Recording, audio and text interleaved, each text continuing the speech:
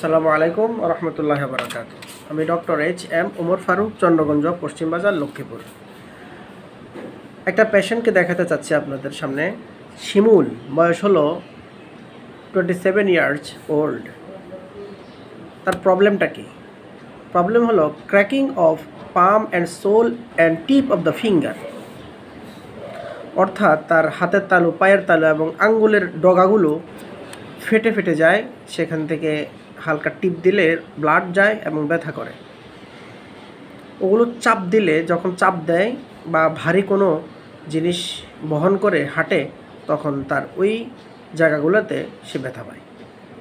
এটা ইদানিং দেখা দিয়েছে, কিন্তু রোগের পিছনে রোগ ছিল, অর্থাৎ অ্যালার্জি একটা প্রবলেম তার আছে দীর্ঘদিন থেকে।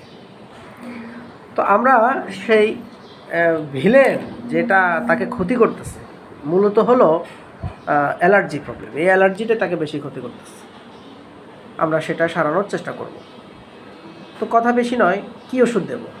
যেহেতু আমার হোমিও ডক্টর বন্ধুরা আমাকে ফলো করে, আমি অতিরিক্ত কথা বলি না যেন তাদের সময় নষ্ট না হয়।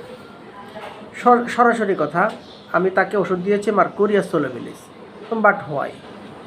আমি গ্রাফাইটিসও চয়েস করেছিলাম, আমি সালফারও তার জন্য চয়েস করেছিলাম, আমি নাইট্রিক অ্যাসিডও তার জন্য চয়েস করেছিলাম। বাট ওই সালফার, নাইট্রিক অ্যাসিড, গ্রাফাইটিস ওগুলো বাদ পড়ে গেছে।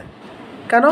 তাদের উপযুক্ত লক্ষণ ছিল না, ছোটোখাটো লক্ষণ ছিল, বা একটা দুইটা বড় লক্ষণ থাকলেও আনুষঙ্গিক অনেকগুলো লক্ষণ নাই। যেমন আমরা জেনারেল সিমটম নেই, পার্টিকুলার সিমটম নেই, পাস হিস্টোরি নেই, তারপরে মাইন্ড সিমটম নেই, কনকমিটেন্ট নেই, সেন্সেশন নেই। হ্যাঁ, এই সমস্ত লক্ষণগুলো, অধিকাংশ লক্ষণ যে ওষুধের সাথে ম্যাচ করবে, আমরা সেই ওষুধটাকে গ্রহণ করব এবং সেটাকে প্রেসক্রাইব করব।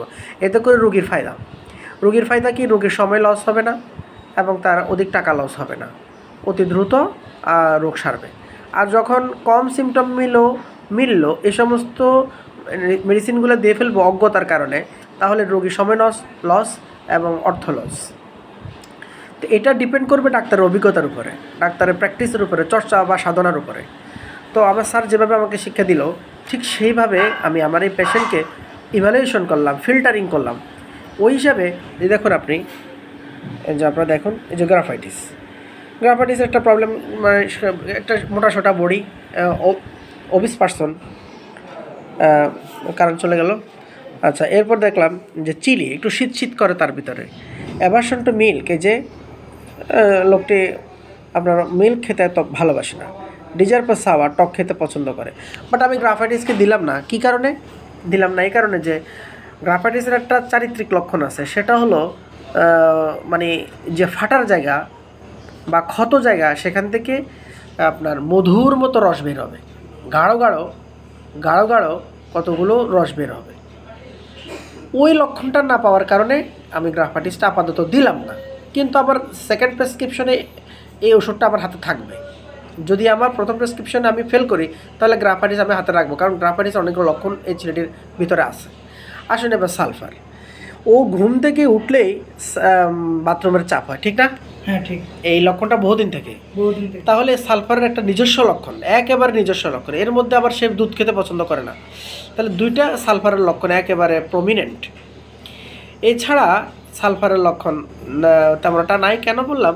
তার ভিতরে মানে গরম বেশি নেই। সালফারের রোগীরা গরম বেশি থাকে, পিপাসা কম থাকে, ওর পিপাসা বেশি, গরম কম। তারপরে হলো সালফারের রোগীদের জ্বালা থাকে, প্রচণ্ড জ্বালা থাকে, পানি লাগলে জলে। এই লক্ষণগুলো তার ভিতরে নাই, তাই সালফারকে আমরা দিয়ে দিলাম।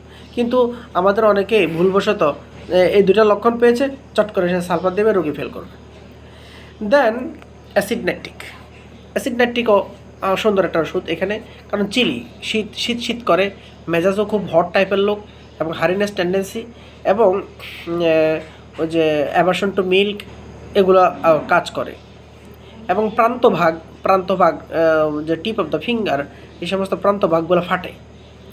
তারপর আমি অ্যাসিড নাইট্রিককে দিলাম না। কেন? ওই রুগীর মানে মাকসলের বেশ কিছু লক্ষণ পাইছি আমি। কেন? অ্যাসিড নাইট্রিক রুগীরা হ্যাংলা পাতলা চিকন চাকন থাকে, রোগা হ্যাংলা পাতলা চিকন চাকন। তাহলে বডি স্ট্রাকচার অ্যাসিড নাইট্রিকের সাথে মিলল না, তাই আমি অ্যাসিড নাইট্রিক বাদ দিয়ে দিলাম। আর দু একটা লক্ষণ থাকার পরেও যেমন আর একটা লক্ষণ নাই, যেমন প্রস্রাবের কথা জিজ্ঞেস করলাম গন্ধ কেমন, সে বললো না না আমার অত প্রস্রাবের তো গন্ধ নেই।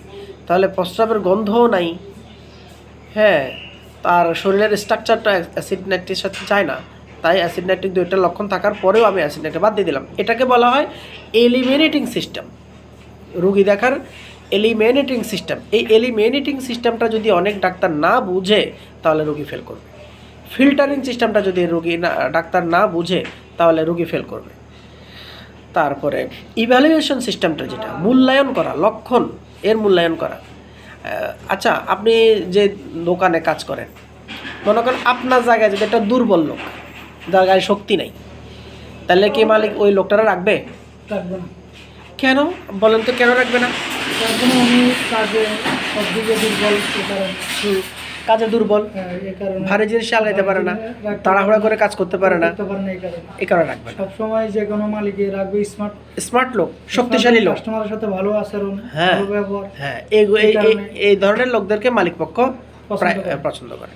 তাহলে এই যে এখানে কতগুলো লক্ষণ, এগুলো হলো, মনে করেন আমি হলাম মালিক পক্ষ, এই যে এগুলো হলো বিভিন্ন রকমের লক্ষণ। এরা হলো আসছে আমার এখানে, যে সালফার বলছে আমাকে দাও,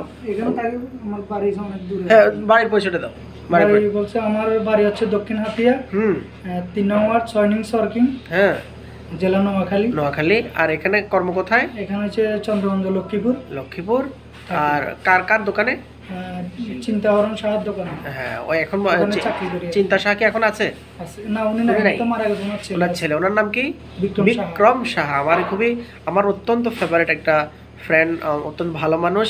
আমি যখন চন্দ্রগঞ্জে 2019 সালে আসি, উনি আমাকে অনেক হেল্প করে, অনেক হেল্প করে। বিক্রম শাহ খুব ভালো মানুষ। আমি যে বিল্ডিংয়ে চেম্বার করি, এই বিল্ডিংয়ের 3য় তলায় এই আমাদের বিক্রম শাহ থাকে। তো বন্ধুরা, ফাঁক দিয়ে আমার বিক্রম শাহ এবং ব্যাপারে কথা বললাম, আর শিমুলের ব্যাপারে একটু কথা বললাম। তাহলে আমার চয়েস অফ মেডিসিন কি? আজকে আমি চয়েস অফ মেডিসিন আপনাকে দেখাচ্ছি। মার্কুরিয়াস সোলোবিলিস। এই যে পিপাসা বেশি, তোমার পিপাসা বেশি? হ্যাঁ, আমার অনেক পিপাসা, এবং শীত করে মাঝে মাঝে, এবং টক খেতে ভারী পছন্দ, এবং কোল্ড ড্রিঙ্কস, কোল্ড ওয়াটার খেতে ভারী পছন্দ। খাবার দাবার অনেক তাড়াহুড়া করে খাই, কাজকর্মগুলো অনেক তাড়াহুড়া করে করি, এবং আমার মেজাজও কিন্তু অনেকটা হাই টেম্পার, এবং জায়গা যে প্রবলেম, ওখানে চাপ দিলে ব্যথাগুলো বাড়ে। তো বন্ধুরা, আমি এই সমস্ত লক্ষণগুলোর উপর, আর জিব্বাটা কি ইনডেন্টেড, দেখি জিব্বাটা দেখো, এই যে জিব্বা স্যালাইভেটেডও আছে, ইনডেন্টেডও আছে। তাহলে সেই হিসাবে আমি পেশেন্টকে মার্কুরিয়াস সোলোবিলিস প্রেসক্রাইব করলাম। I do like to prescribe Mercurius solubilis. Thank you everybody, এবং শিমুলকে অনেক ধন্যবাদ। কেমন?